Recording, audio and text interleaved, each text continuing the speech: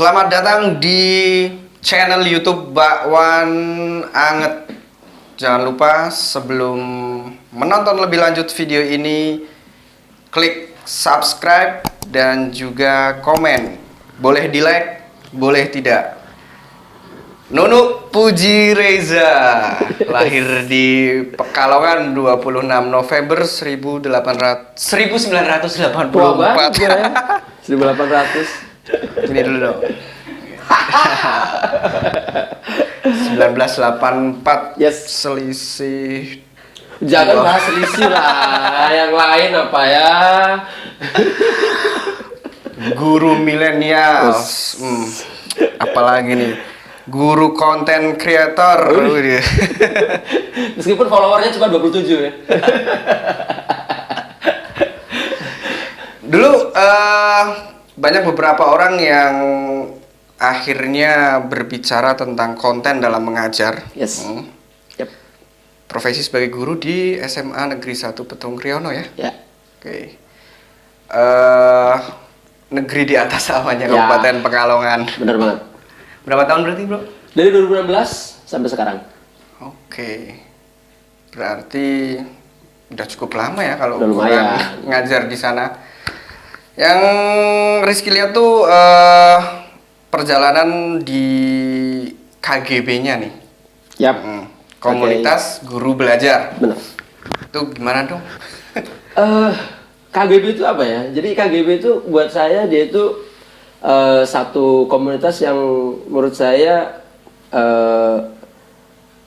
keluar dari kebiasaan komunitas serupa sebelumnya. Anti mainstream. Anti mainstream. Ya, dia komunitas guru di mana selama ini kan gini. Bagi Anda semua yang guru pasti merasakan banget. Atau mungkin Anda yang jadi murid atau pernah jadi murid pasti merasakan juga. Guru rata-rata saya bilang, nggak semuanya, tapi rata-rata. Setelah dia jadi guru, pasti tanyain nih, Bapak Ibu guru masih merasa perlu belajar lagi nggak gitu?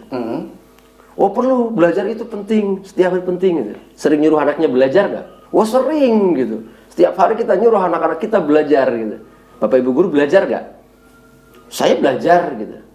Kalau ada satu kesempatan di mana Bapak Ibu diberi kesempatan untuk belajar, mau ikut nggak gitu? Wah kapan tuh Mas? Hari Minggu nih jam 9 pagi. Wah hari Minggu besok ya, kebetulan Minggu besok nih ada acara ini nih, ada ini. Wah gitu. Ya. Artinya guru itu kadang merasa banyak perlu belajar. Tapi untuk masuk belajar sesuatu yang baru, itu ada banyak pertimbangan. Kadang pertimbangannya yang paling sering terjadi adalah yang paling sering kita dapatkan itu satu, ada sertifikatnya nggak sih? Tuh dia. Guru kalau nggak ada sertifikatnya mikir-mikir mau belajar lagi. Pengen diakui. Bisa juga pengen diakui, tapi yang lebih penting lagi sertifikat itu buat apa? Buat naik pangkat, bro. Naik pangkat, oke. Itu dia. Jadi artinya bahwa ya kalau nggak ngaruh di pekerjaan saya ya saya mau yang sekalian belajar sekalian juga ada ada sesuatu yang bisa untuk peningkatan karir saya dan seterusnya. Padahal substansi belajar itu nggak gitu kalau menurut saya. Kalau menurut saya substansi belajar itu ya mau apapun itu kayak kita lagi ngobrol nih, pasti aku bisa belajar sesuatu dong. Ya kan, kita lagi prepare dan segala macam. Dan saya belajar sesuatu, saya banyak hal yang bisa saya pelajari. Dan itu yang saya dapatkan di komunitas guru belajar. Jadi di sana orang kalau mau belajar ya belajar aja. Guru selama ini belajar, kalau kayak saya nih, belajarnya guru itu bentuknya biasanya workshop, intek gitu. Kalau nggak di hotel, wah geger orang, ya kan? Wah, atau guru saya diundang gitu, diundang untuk workshop gitu, ikut sebuah workshop jadi peserta workshop. Hotelnya kurang nyaman dikit gitu, teman-teman peserta itu, wah kok gini ya, kok gitu ya. Padahal saya pernah diundang di sebuah workshop yang di sana hotelnya bagus, gitu ya. Hotelnya bagus, makanannya ya bukan ala-ala kita yang di pinggir jalan gitu. Ya. Di situ juga tetap aja banyak yang ngeluh, aduh kangen anak, kangen istri, pengen cepet pulang, gitu, dan seterusnya. Artinya belajar itu sebenarnya nggak ditentukan oleh tempatnya, nggak ditentukan oleh siapa pematerinya harus orang keren gitu, nggak harus. Bahkan di komunitas guru belajar itu pemateri itu cuma teman guru aja. Tapi saya banyak belajar di sana. Saya belum pernah menemukan sebuah workshop guru di mana di situ tuh ada yang bahas bahwa murid saya itu sering bolos, masalahnya ini, kemudian saya cari tahu solusinya ini, ternyata saya belum pernah. Workshop selama ini usaha kurikulum dan seterusnya. Tapi hal-hal yang kadang ditemui langsung di lapangan itu nggak ada. Dan itu kita dapatkan ternyata narasumbernya sesama guru. Nah, miskonsepsi guru belajar itu saya temukan, saya atasi di komunitas guru belajar. Saya temukan sebelumnya, saya atasi di komunitas guru belajar. Jadi unik banget lah komunitas guru belajar itu buat saya. Makanya di situ saya ya jatuh cinta dan akhirnya jadi penggerak di sana, ngajak lebih banyak guru lagi untuk belajar. Karena berangkat dari keresahan. Yes, betul. Jadi di situ bisa ada problem solvingnya. Yes. Dan ini sangat menarik. Makanya saya paling mengamati pada saat masih kuliah adalah, makanya saya tertarik konten ini ketika Anda memberikan metode belajar melalui Pokemon Go dan itu sempat viral sedunia bahkan. Orang ya ini ngarang ke jembatan, ke alun-alun, ke masjid. Pokemon Go-nya? Iya, Pokemon Go-nya kan. Pokemon Go-nya. Aku udah GR aja ya. Ngapain? Saya enak-enakan tidur di kosan. Saya enak-enakan tidur kan, saya tidak main Pokemon Go. Yap. Ya oke. Yap. Itu gimana? Pokemon Go tuh gini awalnya sebenarnya ya saya juga nemunya di komunitas guru belajar gitu. Jadi karena belajar itu jadi sesuatu yang enteng banget, komunitas guru belajar tuh belajarnya di taman, men. Di taman. Dia tuh ngumpul di taman. Sepakatannya di grup, besok kita mau belajar apa? Siapa yang bakal ngisi? Ini nih, ada guru yang mau ngisi nih. Mau ngisi apa? Saya malu mau ngisi. Lah kenapa? Materinya cuma mau cerita aja sih. Kalau saya tuh punya anak yang orang tuanya broken home, cuma cerita itu aja. Oke, nggak ada masalah. Ada teman saya bilang, saya mau ngisi nih, tapi kayaknya materinya keren nggak ya? Biasa mereka masih belum pede gitu. Apa materinya? Saya itu suka main game gitu. Boleh nggak sih ngisi game di depan guru-guru gitu? Why not? Kenapa nggak gitu? Oke, di mana kita mau belajar? Kita tentukan di WhatsApp gitu. Alun-alun gimana? Yuk alun-alun yuk, pagi-pagi ngumpul. Dan nggak lama, paling 1 jam aja cukup. Bawa anak istri juga nggak ada masalah. Kita ngumpul belajar, dengar cerita dari guru. Nah, suatu ketika saya ikut belajarnya teman-teman komunitas guru belajar. Di situ saya nemuin sesuatu bahwa ternyata permainan itu bisa dipakai untuk belajar. Dan ini sesuatu yang saya idam-idamkan dari dulu. Saya tuh paling nggak suka di kelas. Itu lihat anak-anak itu anteng, tangan di atas gini aja. Ada pertanyaan, tiba-tiba semua diam gitu. Saya tuh paling nggak suka. Saya lebih suka anak-anak saya itu aktif gitu. Dan kenapa sih mereka harus dibatasi? Mereka itu punya kemampuan masing-masing kok. Punya kelebihan masing-masing. Kenapa mereka harus dibatasi? Kadang guru takut, wah rame, ntar diprotes sama kelas yang samping ini dan seterusnya gitu. Makanya saya cari solusi gimana caranya biar anak-anak saya aktif, tapi saya nggak terbentur dengan hal itu. Kayaknya kesannya kelasnya rame dan seterusnya. Saya ketemu beberapa rekan yang memberi pengalaman belajar bahwa belajar di luar kelas itu ternyata nggak cuma dapat materi aja anak-anak, tapi dia dapat banyak hal untuk dipelajari. Waktu itu ada guru PAUD, tuh bayangin coba, saya guru SMA. Belajar sama guru PAUD. Awalnya saya juga mikir, apa yang bisa saya dapatkan dari guru PAUD untuk saya terapkan di SMA gitu. Tapi ternyata dengan kita terbuka, oke, belajar itu boleh sama siapapun. Ternyata saya malah dapat hal gede dari guru PAUD. Dia bilang bahwa anak-anak saya itu nggak cuma saya ajak belajar di kelas, saya ajak keluar. Belajar berhitung, bukan berhitung, tapi mengenal angka, mengenal hitungan itu saya bawa ke kebun. Ada satu buah, dia orang kalau nggak salah orang Sulawesi. Ada satu buah di sana namanya buah dengen. Buah dengen itu kayak buah jeruk katanya. Saya juga belum pernah lihat. Waktu itu dia cerita gitu. Buah dengen itu kayak buah jeruk. Anak-anak itu diajak keluar di kebun di mana di situ ada pohon buah dengennya. Buah dengennya anak-anak diminta petik. Silakan dipetik nak, milih sendiri gitu. Nggak dibatasin milih apa aja. Ada yang metik yang masih hijau, ada yang udah mau matang dan segala macam. Yuk dibuka yuk. Dia belajar cara buka. Kita itu mau ngajarin mengenal hitungan, mengenal angka, tapi tanpa terasa anak-anak belajar motorik, bener nggak? Untuk anak PAUD buka buah itu kan satu hal yang luar biasa. Dia nggak niat untuk ngajarin tentang motorik, tapi dia dapat itu. Anak-anaknya dapatnya plus gitu. Dibuka, setelah dibuka dia bentuknya kayak jeruk gitu, ada bilah-bilahnya gitu. Kalau bilahnya diambil satu, kalau sendirian itu namanya satu, nah gitu. Kalau ada temannya satu, itu namanya dua. Sesimpel itu. Ya hanya sesimpel itu. Itu konten materinya di situ. Tapi anak-anak gak cuma dapat itu. Dia dapat bagaimana membuka buah itu. Kemudian, yuk dicoba yuk buahnya masing-masing dibuka. Ada yang, aduh, asem bu. Ada yang, ini udah manis nih. Ini biasa aja, masih keras dan seterusnya. Anak-anak belajar, oh ternyata dengan yang bagus itu, yang kayak gitu. Kalau belum matang rasanya gini. Dia belajar banyak hal. Disitulah saya pakai. Oke, saya coba memetakan potensi anak saya. Tahu Putung Riono dong? Iya. Satu daerah di atas awan, 1.600-an meter di atas permukaan laut. Berapa jiwa sekarang di sana? Waduh, kalau jiwanya nggak hafal sih. Nanyanya berapa siswa aja deh gitu. Oke deh, berapa siswa di sana? Siswa di sekolahku sekitar 100 anak. 100 anak. 105 kalau nggak salah terakhir itu. Itu dari kelas 1 sampai kelas 3. Karena memang sekolah itu ya area jangkauan siswanya cuma satu kecamatan itu aja, dan kecamatan paling terpencil di Kabupaten Pekalongan.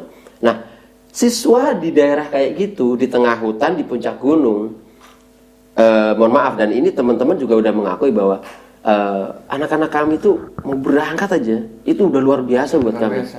Ya, karena di awal tahun pelajaran, berapa pendaftar siswa nih? Wah, ada 45. Oke, 45. Kita kemudian MPLS kan, ya kalau dulu MOS ya. Yep. MOS seminggu MOS gitu. Siswanya tinggal berapa? Udah hilang 10 Pak gitu. Itu hal sangat biasa banget di sana gitu. Belum satu semester ya? belum Satu minggu, satu minggu gitu. Yeah. Nah, itu hal yang sangat biasa gitu. Terus di tengah semester, terus dia tiba-tiba udah nggak kelihatan di sekolah, kita datengin ke rumahnya, udah mau nikah gitu. Hal yang sangat biasa gitu. Nah, maka dari itu harus ada strategi khusus, dan ini saya bawa. Apa yang saya pelajari sama guru PAUD tadi saya bawa ke sekolah. Anak-anak saya lebih senang di luar daripada di kelas. Kenapa nggak saya bawa keluar kalau memang anak-anak saya senang? Kenapa saya harus memaksakan anak-anak harus ikut saya? Kenapa anak-anak harus ikut gurunya? Kenapa sekarang nggak guru yang ikut anak? Karena saya paham banget bahwa anak saya itu unik. Nggak semua anak sama dengan saya. Iya kan? Nggak semua anak sama dengan gurunya. Kenapa guru komputer harus memaksakan semua siswanya pintar komputer? Padahal di dalam kelas itu ada calon arsitek, ada calon desainer grafis, ada calon content creator, dan seterusnya. Kenapa dia harus pintar komputer seperti layaknya saya pengen kamu menguasai kurikulum saya? Kan nggak. Oke, saya aja keluar gitu. Ternyata setelah belajar di luar, nggak ada lagi tuh. Nah, ada pertanyaan? Nggak ada. Belum ada apa-apa tuh udah nanya aja gitu. Nah, jadi keaktifan lebih. Iya. Yang berikutnya lagi, suatu hari saya tuh keluar dari kelas, Mas. Keluar dari kelas. Kemudian ada anak-anak lagi ngumpul depan kelas. Saya ke sana, kemudian saya ketemu sama mereka, nyapa dong gitu kan. Weh Pak Nunu gitu. Gimana kabar hari ini? Baik gitu. Yang lain bilang baik apanya gitu. Ulangan sehari 3 mata pelajaran kok baik. Dia bilang gitu. Itu keluhan kan berarti Iya, ya. dia ada keluhan.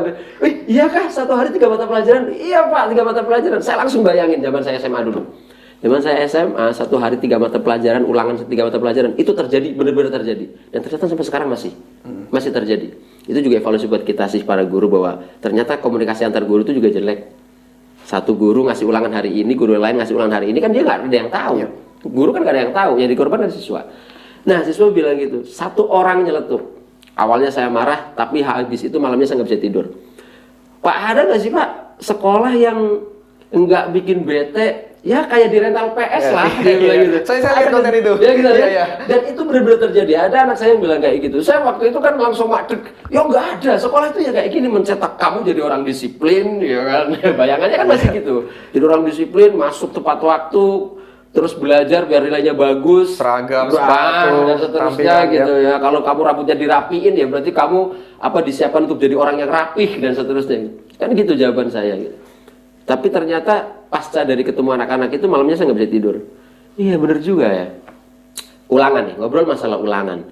Ulangan bukan dulu, sampai dengan hari ini. Yang namanya ulangan atau ujian, siapapun itu yang mengalami ulangan atau ujian, dia pasti merasa seperti ada di sebuah tempat yang ala-ala neraka gitu. Orang ulangan nggak ada yang nyaman, bener gak sih? Bener. Ada nggak orang ulangan nyaman? Nggak ada.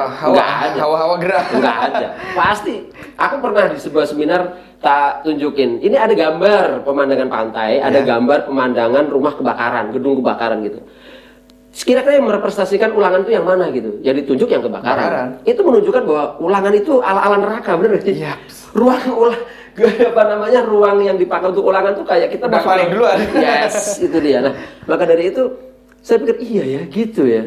Terus sekarang setelah saya jadi guru, saya kan dapat jatah jaga ulangan dong. Iya. Entah itu UAS, entah itu saya jaga ulangan harian di kelas saya sendiri, saya jaga.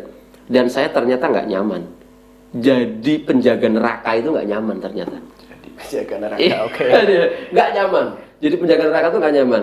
Nah, jadi saat anak-anak tuh merasa dia lagi ulangan tuh kayak di dalam neraka, saya jadi jaga ujian, itu kayak saya jadi penjaga neraka gitu.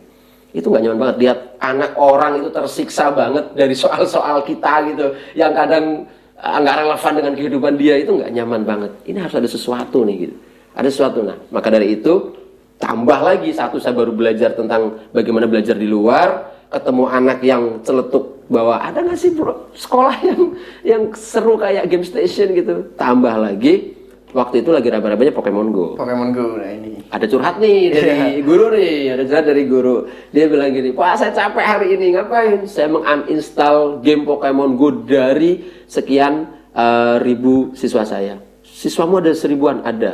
Dan saya diminta untuk ngecek satu-satu ke HP-nya anak-anak saya, anak-anak siswa saya. Ada apa? Kenapa dicek satu-satu? Ya karena kita diminta untuk menguninstall game Pokemon Go. Kenapa di-uninstall? Karena game itu di media saat itu, Iya. mungkin pernah dengar, bisa ada di browsing, ada satu kiai yang bilang Pokemon Go itu artinya saya Israel. Ada tuh kiai yang bilang kayak gitu. Konspirasi dan sebagainya.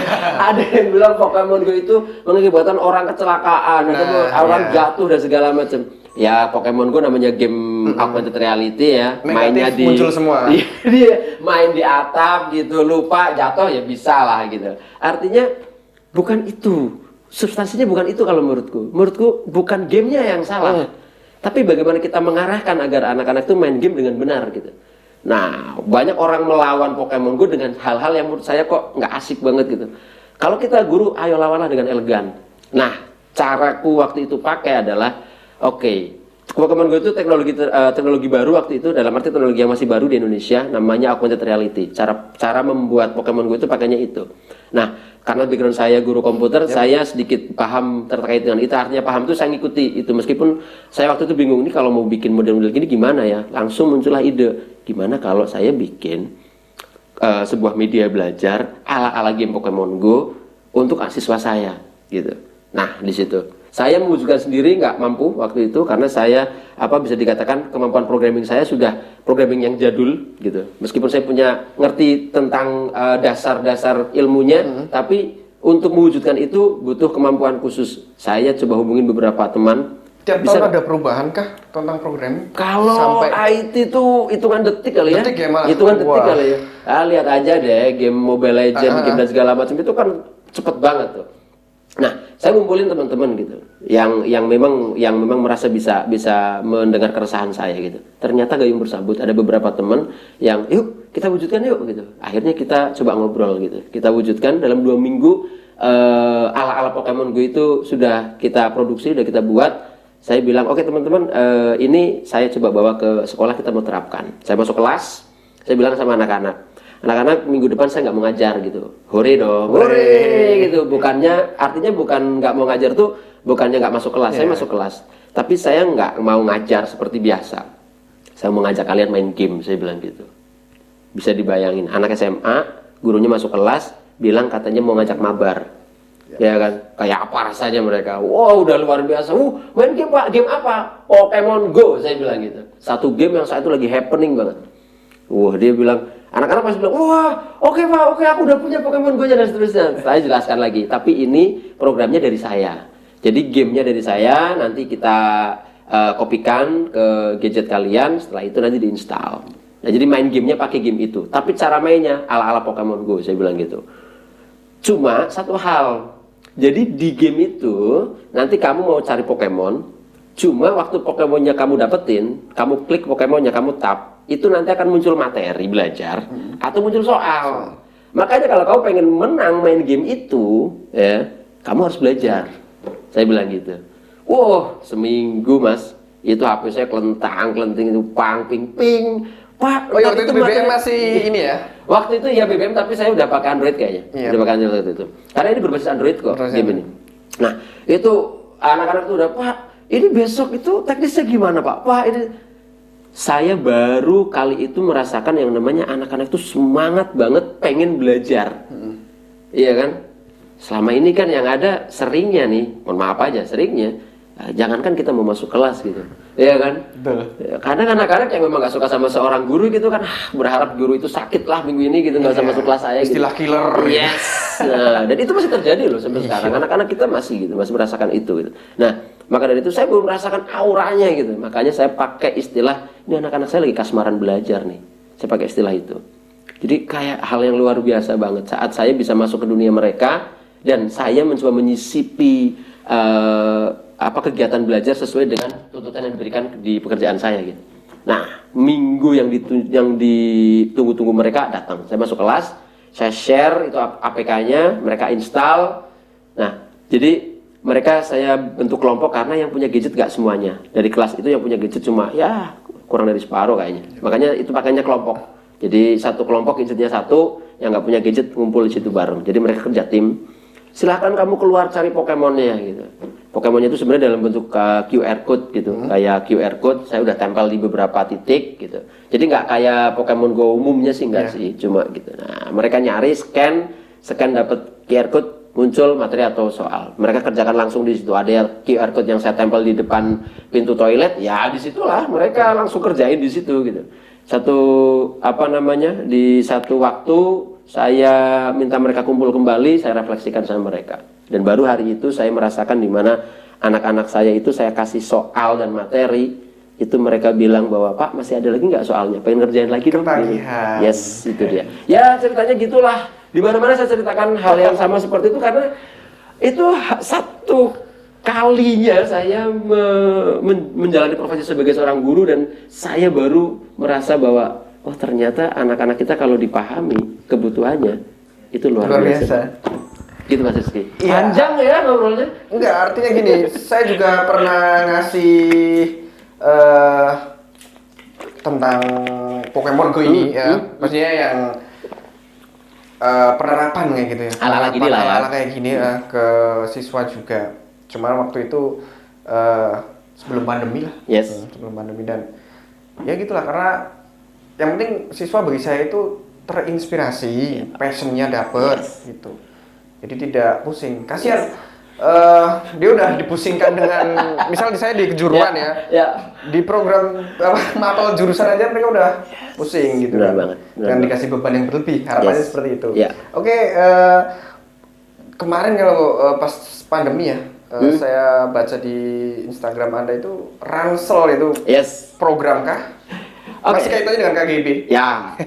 Komunitas Guru Belajar Pekalongan itu dia kemarin kami memprogramkan sebuah kegiatan namanya Ransel. Jadi sebenarnya Ransel ini udah keempat kalinya. 4 kali? Iya, jadi setiap tahun kita adakan Ransel sekali. Ransel itu ide awalnya dulu kita mau bikin, kita ini komunitas guru.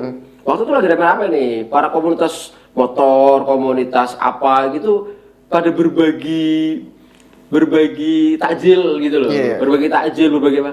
Kita mikir, kita nih guru, kita mau berbagi takjil itu kayaknya nggak oke lah, itu bagus gitu. Tapi sebenarnya yang kita punya kan berbagi itu kan sesuatu yang kita miliki, terus kita kasih ke orang gitu. Yang kita punya itu sebenarnya kompetensi loh, saya bilang. Anda tuh punya kompetensi dari hasil belajar di komunitas guru belajar. Anda tuh punya kompetensi. Kalau sekedar berbagi takjil kayaknya Anda punya sesuatu yang keren dan itu dibagikannya, kalau dibagikan itu pasti hasil lebih bagus, tapi nggak dibagiin gitu. Anda punya kesempatan untuk berbagi sesuatu hal yang lain yang sebenarnya itu mahal banget gitu. Apa itu kompetensi? Yuk gimana kalau kita berbagi kompetensi? Nah modelnya gimana? Nah di situ jadi di bulan Ramadan, ini ide di bulan Ramadan itu kami membuat kelas-kelas. Jadi ada kelas-kelas. Contoh saya punya inovasi belajar menggunakan game contoh. Saya bikin kelas belajar apa pakai game. Ada yang saya punya inovasi belajar menggunakan storytelling gitu. Bikin kelas storytelling. Siapakah peserta kelasnya? Waktu yang pertama dulu itu siswa. Jadi kita pengen siswa itu merasakan serunya belajar dengan strategi-strategi yang menyenangkan gitu. Wah, ini kita undang siswa dari beberapa sekolah. Wah, mereka merasakan sendiri belajar menggunakan strategi menyenangkan tuh kayak apa rasanya gitu. Nah, setelah itu masuk maghrib baru kita buka bareng gitu. Jadi kegiatannya seperti ada itu sesuatu yang didapat. Yes, gitu. Dan kita berbaginya nggak cuma berbagi makanan, tapi kita juga berbagi sesuatu yang itu tadi yang saya bilang sebenarnya harusnya mahal sekali gitu. Nah, itu tahun pertama. Tahun kedua sama kita lakuin itu, tapi nggak cuma siswa pesertanya. Sudah mulai jangan cuma siswa yang merasakan. Gimana kalau kita menginspirasi guru lain? Akhirnya guru lain datang. Mereka belajar dengan sesama guru, biar harapannya setelah pulang dari Ransel dia nerapkan juga di kelasnya sendiri gitu. Di tahun ketiga juga sama model seperti itu, tapi tahun ketiga kita sudah mulai ngajak siswa jadi peserta, ngajak guru jadi peserta, juga ngajak orang-orang di luar Pekalongan. Dari Solo datang, dari Semarang datang, dari Jakarta datang gitu. Dan tahun keempat kita mau bikin lagi, kok ya ada pandemi gitu. Caranya gimana nih gitu. Ternyata kita awalnya mikir yaudah tahun ini nggak usah aja Pak ya gitu, karena memang format kita kan belajar bareng di satu tempat, satu titik ngumpul, kan kita nggak boleh ngumpul gitu. Akhirnya mikir caranya gimana gitu. Ternyata yaitu kita belajar dari corona, bahwa corona itu ternyata memberikan pembelajaran besar bagi kami, bahwa segala sesuatu tuh bisa kok kita lakuin asal kita itu mau coba mencari tahu kira-kira yang tepat itu seperti apa modelnya. Muncullah model online. Online itu malah bisa membuat sebuah event kayak model webinar itu diikuti oleh orang-orang dari seluruh dunia kan, ya kan, dimanapun bisa ikut asal dia tahu linknya, dia bisa masuk ke situ gitu. Nah makanya oke, kita online gitu, kita mulai online, dan hari itu ternyata di luar dugaan kita ketemu teman yang gimana kalau dihadiri oleh para pejabat yang nanti bisa memberitahu kebijakan-kebijakan terbaru gitu, atau bagaimana sih sekolah ala pandemi itu kebijakannya seperti apa sih. Oh bisa dihubungkan, bisa. Kita dihubungkan dengan Pak Ganjar Pranowo, Gubernur Jawa Tengah, dihubungkan dengan Bapak Asep Kolbihi, Bupati Pekalongan, dihubungkan dengan Ibu Sumarwati, Kepala Dinas Pendidikan, dihubungkan dengan Dirjen Kemenak yang membawahi MI, Pondok Pesantren dan segala macam, dihubungkan juga dengan Ibu Najila Shihab, beliau juga praktisi pendidikan. Ketemu orang-orang besar itu, ketemu di event Ramadan State Learning itu, ya jadi Ransel kita sebut dengan Ransel itu. Nah di situ kita ternyata malah bisa menjangkau lebih banyak orang, kita malah bisa menjangkau lebih banyak audiens, dan kita malah bisa menghadirkan orang-orang yang memang stakeholder pendidikan gitu. Jadi ya gitulah, seru banget ya, Ransel kemarin itu di luar dugaan kami. Sekelas Pak Ganjar Pranowo mau ikut bergabung di situ dan seterusnya. Ini hal yang luar biasa. Jadi Ransel kira-kira seperti itu modelnya. Jadi model berbaginya kami para guru ya modelnya seperti itu. Gitu. Nggak cuma sekedar bagi makanan aja, tapi juga ada sesuatu lain yang bisa kita bagikan. Gitu. Artinya kalau dibilang ya KGB di Kabupaten Pekalongan sudah berapa? 4 atau 5 tahun? Kita mulai dari 2015. 5 tahun. 5 tahun terakhir, dan orang banyak baru tahu nih ya kemarin, benar yang Anda sampaikan, corona membuat suatu pembelajaran buat semua orang, bahwa baru tahu saya ada KGB. Kadang seperti itu orang-orang. Ini apa nih KGB? Baru tahu pada saat Anda dan teman-teman yang lain ada webinar semacam itu. Dulu juga pernah saya lihat di salah satu program bareng Mbak Najwa Shihab juga. Ya. Itu setelah Pokemon Go kan? Atau sebelum? Sebelum. Oh sebelum. Itu adalah event di mana saya ketemu sama guru PAUD tadi. Oh itu. Ya, Bu Hesti dari Sorowako. Bu Hesti dari Sorowako ngajarin saya belajar di luar kelas itu ternyata bisa dapat banyak hal. Itu di event itu. Di event puncak. Itu eventnya namanya Temu Pendidik Nusantara. Komunitas Guru Belajar itu punya event ketemuan guru se-Indonesia. Selama ini dilaksanakannya di Jakarta. Setiap bulan Oktober kita ngumpul di Jakarta, ketemu dari semua penggerak komunitas guru belajar dan anggota komunitas guru belajar itu ketemu di Jakarta. Nah, acara puncaknya kebetulan ada Mbak Nana itu, Najwa Shihab itu di situ. Nah, di situ kita bisa ngobrol lebih banyak lah, intinya kita bisa ngobrol banyak dengan para narasumber. Waktu itu yang diundang sebenarnya Najwa Shihab, Ridwan Kamil juga diundang. Kebetulan Bapak Ridwan Kamil waktu itu berhalangan hadir. Tahun 2018 itu malah Ibu Susi Pujastuti kita ajak untuk ngobrol bareng guru gitu, untuk ngobrol bareng bersama guru sana. Tahun ini Nadiem Makarim, Bapak Menteri Pendidikan, baru dilantik 3 hari datang beliau di Temu Pendidik Nusantara. Kita ngobrol bareng di sana. Gimana orangnya, Bro? Seru ya kalau saya bilang. Dan kebetulan apa yang kita perjuangkan selama ini Artinya bahwa ayo ngajak guru belajar itu ternyata nggak ribet, ngajak guru belajar itu substansi belajar itu agar bisa merasuk ke guru. Bagaimana para guru itu kembali kasmaran belajar itu saya sebut tadi, disambut oleh beliau. Sekarang ada program guru penggerak, kata guru penggerak saya udah dengar dari 2015. Ada saya penggerak AGB, guru penggerak dan seterusnya. Merdeka Belajar saya dengar dari 2015, saya udah dengar Merdeka Belajar. Tahun ini ada istilah-istilah itu muncul dari kementerian yang menaungi pendidikan. Kalau dulu saya dengar itu dari komunitas. Sekarang saya mendengar istilah-istilah itu dari kementerian. Artinya ada satu hal yang membuat saya terharu gitu, Pak. Yang selama ini saya perjuangkan ternyata udah sampai atas sana gitu. Mungkin kira-kira seperti itu. Saya sebagai bagian lah ya, bukan saya sendirian, tapi saya sebagai bagian yang mencoba dengan teman-teman. Ayolah, guru itu nggak cuma jadi orang yang pintar sendirian. Guru itu nggak cuma kalau Anda merasa bodoh jadi seorang guru, Anda nggak bodoh sendirian. Ayolah kita berkumpul bareng, berhimpun, ketemu sama teman-teman yang merasa satu perjuangan. Oh ya, ternyata saya masih perlu belajar ya. Dan ternyata belajar itu nggak susah ya. Saya bisa belajar dari teman sebangku saya. Dalam arti sebangku itu teman di kantor itu sesama guru di ruang guru itu saya bisa belajar dari dia gitu. Kenapa? Karena guru itulah orang-orang yang memang selama ini profesional karena pengalamannya. Saya mau nanya, saat kita menghadirkan, mohon maaf, seorang profesor deh ya, di bidang pendidikan. Saat kita ngobrol, Pak, caranya ngatasi anak saya yang suka bolos gimana, Pak, gitu. Kadang seorang profesor juga dia nggak pernah tahu teknisnya gitu. Sedangkan guru-guru itu butuh yang di lapangan gitu. Saya ketemu anak yang keluarganya, mohon maaf, broken home contoh gitu.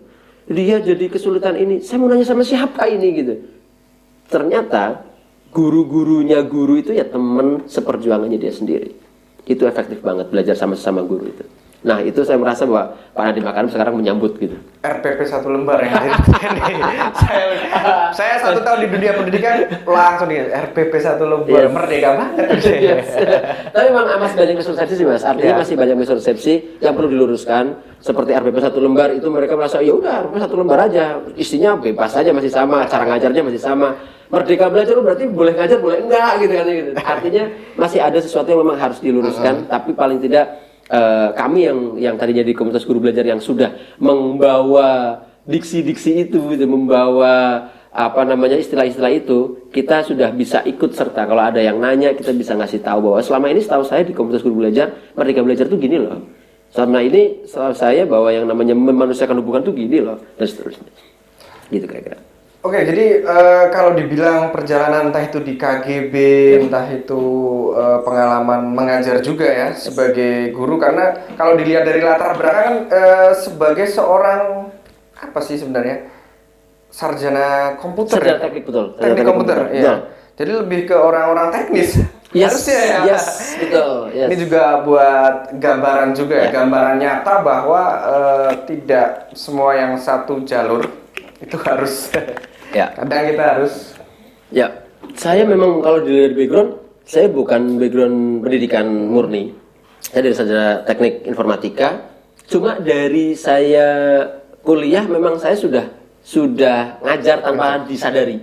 Saya dulu ngumpulin teman-teman satu jurusan. Yuk kita belajar sesuatu yuk. Kalau kita cuma ngandelin dari dosen, apa sih yang kita dapat? Banyak kan malah teori. Sedangkan kami teknik. Kita butuh menguasai sebuah kompetensi khusus gitu untuk bisa nanti diterapkan di dunia pekerjaan nantinya gitu. Nah, saya bikin sebuah komunitas gitu. Saya bikin komunitas informatik database club. Saya bikin sama teman-teman gitu. Di situ kita ngajar giliran. Contoh saya waktu itu lagi seneng belajar tentang desain grafis gitu. Ya udah di minggu kapan saya dijadwalkan untuk ngisi workshop desain grafis gitu. Teman-teman yang lain dia jadi peserta. Tapi ntar giliran minggu besoknya saya jadi peserta, teman lain mungkin bisa ngajar tentang web atau tentang apa gitu. Jadi gitu. Jadi itu dulu waktu zaman kuliah juga secara tidak langsung saya juga waktu itu sudah belajar ngajar gitu. Dan setelah saya keblusuk gitu, bahasa Jawa ini keblusuk jadi guru, saya merasa oh ternyata memang ini kali ya dunia yang disiapkan buat saya itu kayaknya mungkin ini kali. Dan saya menikmati akhirnya gitu. Kira-kira gitu. Oke, jadi bertahun-tahun sebagai seorang pengajar ya, sekaligus pendidik atau kita biasa sebut sebagai guru. Nah, kadang itu ada faktor yang tidak mendukung juga, Mas. Pasti Kan? banyak. Apalagi, ini siapa sih nih orang? Tiba-tiba kayak gini terus ada pencetus kayak gini, ini apaan sih? Gimana, Bro? Oh, banyak banget. Saya bukan pede ya. Saya aman, aman. Dalam tanda kutip aman pakai kaos tulisannya aku guru Merdeka Belajar. Ya 2020 inilah, 2019 akhir ini. Saya kemana-mana pakai kaos itu tuh malah orang mungkin melihatnya. Kayaknya udah lama padahal ya. 2016. Saya bilang saya kasih hashtag Merdeka Belajar segala macam. Mereka kan Merdeka Belajar itu kan tadi. Oh berarti dia jarang ngajar nih gitu karena Merdeka nggak pernah belajar gitu. Kan jokesnya gitu, jokes. Baru ada yang saya pakai kaos itu terus ada yang bilang, Mas maksudnya apa sih Mas Merdeka Belajar nih lagi rame nih gitu. Ngobrol serius ya baru ini. Bahkan teman-teman satu kantor deh mulai ngobrol serius tentang itu. Tentang Merdeka Belajar itu apa, terus kemudian guru belajar itu gimana, miskonsepsi dan segala macam, termasuk PJJ ini, wah jarak jauh itu sebenarnya harusnya gimana sih, jarak jauh yang memanusiakan hubungan dengan siswa itu gimana sih gitu. Ya baru tahun-tahun ini gitulah. Artinya kalau dulu saya ngobrol gini, saya bikin poster yang bagus. Kita kan pertemuan kopdar sebulan sekali gitu. Kalau kita cuma ngajak PKWA gitu, yuk besok ikut yuk ngumpul-ngumpul guru nih, belajar dengan guru X tentang bagaimana menyanyi itu bisa dipakai untuk belajar bahasa Inggris, contoh gitu. Cuma pakai WA, kirim ke grup WA, menurutku nggak efektif kalau gitu. Harus ada sesuatu, mikir apa ya, yuk kita bikin promo yang menarik, yang kayak seminar-seminar yang mahal gitu. Kita bikin posternya semenarik mungkin, kita pasang di sosmed masing-masing, kita pasang di situ, udah dibuat kayak gitu, gratis pula gitu kan, tulis gratis gede banget gitu, dapat ilmu gratis, yang hadir paling 3 orang, 5 orang gitu.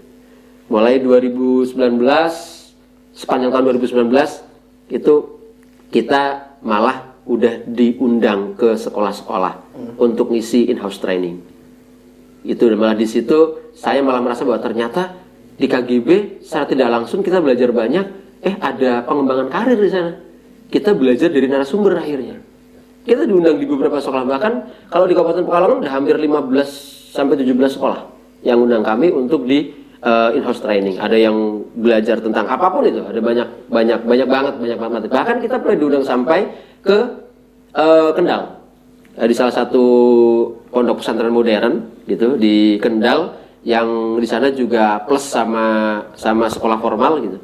Kita mengisi workshop untuk guru-guru mereka. Itu hal yang luar biasa sih buat kami. Ya, tahun 2019 itu keren banget gitu kita sampai diundang ke sana. Siapa kita gitu. Tapi ternyata belajar dengan sama guru itu tanpa kita terasa itu malah membuat kita jadi lebih banyak kompetensi kita naik, terus membuat poster untuk ngiklanin mereka datang di acara gratisnya kita, itu ternyata malah menaikkan branding kita, Pak. Tanpa disadari, KGB ini ternyata sering bikin kelas-kelas nih gitu. Jadi kalau ada sekolah bingung cari narasumbernya gimana ya gitu, itu tuh ada banyak narasumber di KGB, buktinya KGB gak kekurangan narasumber, padahal narasumber kami sama guru, hanya sama guru, dan guru kadang nggak pede. Saya punya ilmu ini, kira-kira ilmu ini tuh laku nggak ya kalau saya seminarkan, nggak harus seminar berbayar ya. Saya seminarkan tuh kira-kira laku itu artinya ada yang mau dengerin nggak ya gitu.